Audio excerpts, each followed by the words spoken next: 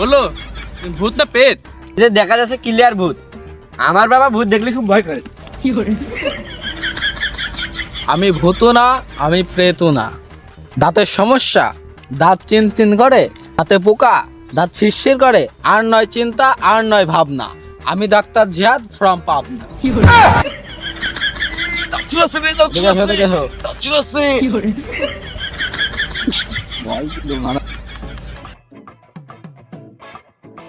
বাপু, এটা বোঝা যাচ্ছে দাঁত তো এখন তুলতেই হবে।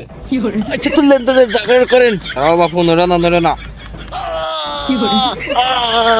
বাপু পোকা দাঁত তুলতে যাই, আসল দাঁত উঠে আইছে। বাবু কি দাঁত তোলে? হ্যাঁ তোমার দাঁত তোলে হয় না, আমার ভালো করে তোলো। হ্যাঁ বাবু সমস্যা নেই, এবার তুলছি।